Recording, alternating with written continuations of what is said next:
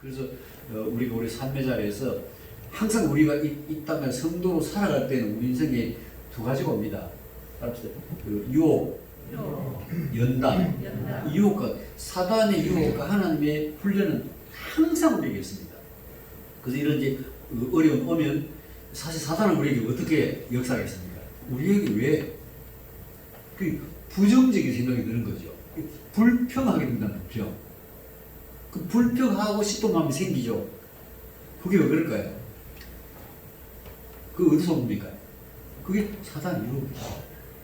사단이 우리가 사는 삶의 자리 어떤 환경에 불평, 원망으로 반응하도록 이제 시작을 그렇게 해요. 그래서 원망하고 불평하다 보면 신앙이 무너지는 거예요. 근데 하나님은 어떻게 합니까? 이제 오늘 쭉 이제 봅시다. 자, 1절. 본문 1절.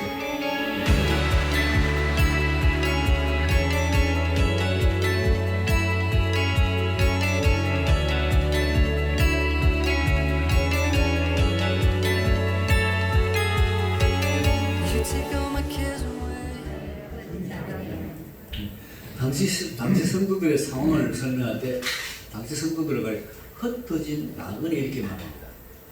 이 사람들 원래 유대인들이고 팔레스타인 삶에 거쳐 있는데 박해 때문에 흩어져가 사는 거죠. 이게 예수 믿는 것 때문에 정착까지 하지 못하는 거예요. 얼마나 힘들겠어요. 우리 신앙이 사실은 만만한 신앙은 아니라는 것을 생각해야 됩니다. 그리고 시대가 마지막 때가 되면 될수록 신앙은 사실 녹록지 않습니다. 여러 가지 상황. 그래서 우리가 이 경각심을 가져야 돼. 정신을 차리고 신앙생활을 해야 되겠다.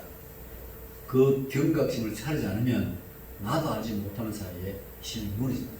그 신앙이 어느 한 방에 확 무너지는 것이 아니라 때로는 이런 어마어마한 태풍으로 이렇게 날려가기도 하지만 사실은 거의 잘 없어요.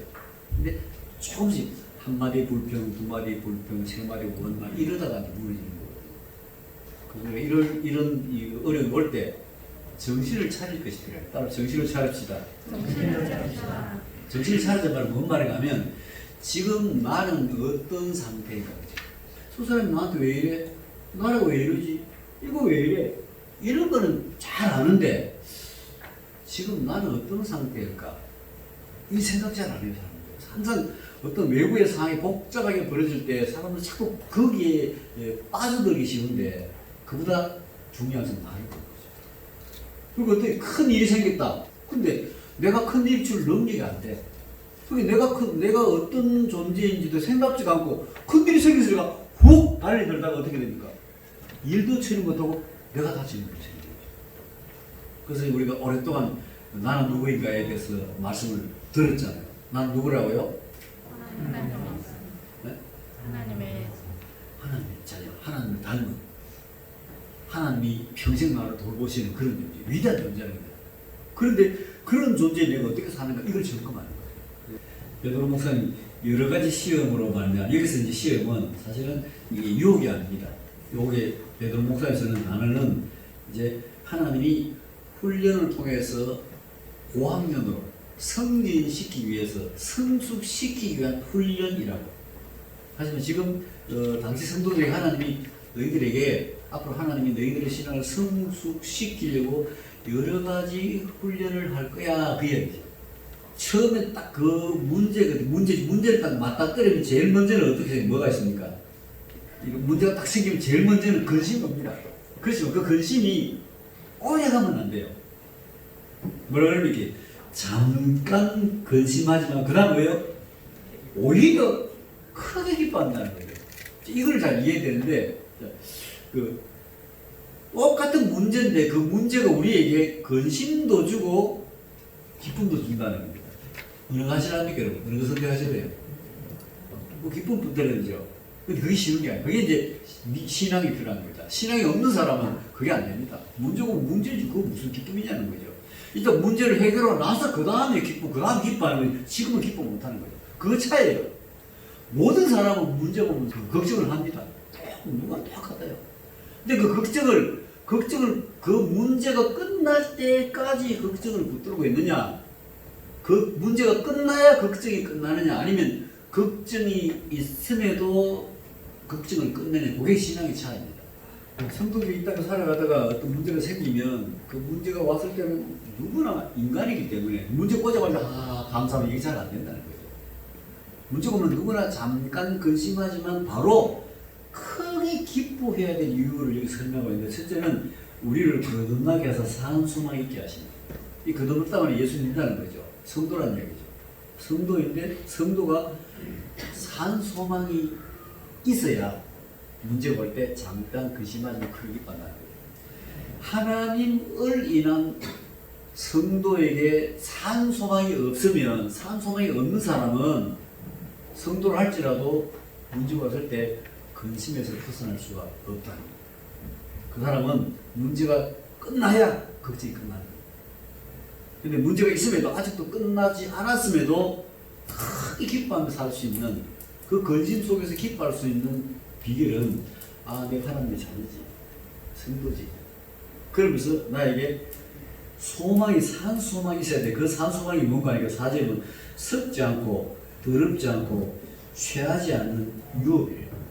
그 유업은 쉽게 말하면 재산이죠. 상속인데 하나님이 우리에게 주실 상속, 하나님으로부터 받을 상속을 얘기합니다. 그 하나님이 우리에게 주실 상속은, 그 상속은 이 세상에 속한 것이 아닙니다.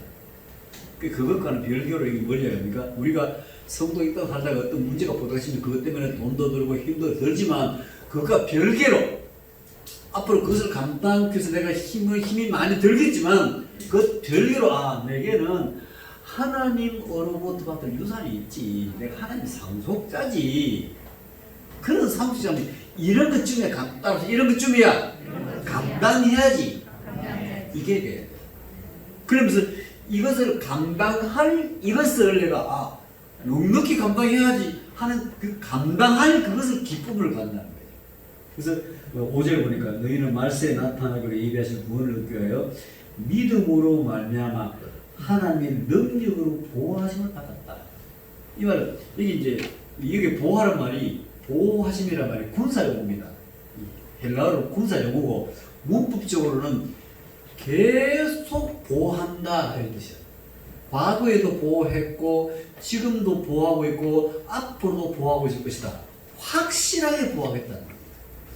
무엇을요? 하나님의 능력. 이번에 우리라고 하는 성도라는 존재는 전능하신 하나님이 하나님의 능력으로 보호하는 존재는 돼요. 그렇기 때문에 그런 존재인 내가 이 땅에 죽고 썩을 이 문제, 이것 때문에 슬퍼하고 괴로워하고 아까워하고 발벌 떨갈 필요 없다는 거죠.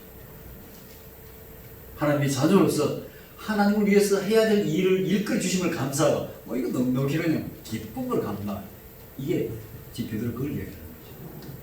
그래서 사도 베드로는 우리가 보통 생각하는 그 고난을 그냥 이기고 견디고 주시 이렇게 하는 얘기 아닙니다. 넉넉히 한 차원 다른 곳에서 고난을 바라보도록 하는 그런 것이에요. 결국 하나님이 이런 걸 통해서 뭘 우리에게 하시려고 하니까, 너희 믿음의 확실함은 불로 연단하여도 없어질 금보다 더 귀하여. 여기 금이라는 표현은 세상의 여러 가지 것들 가운데 제일 귀한 것을 금이라고 표현한 겁니다. 세상 그 어떤 것보다도 귀한 존재로 만들겠다.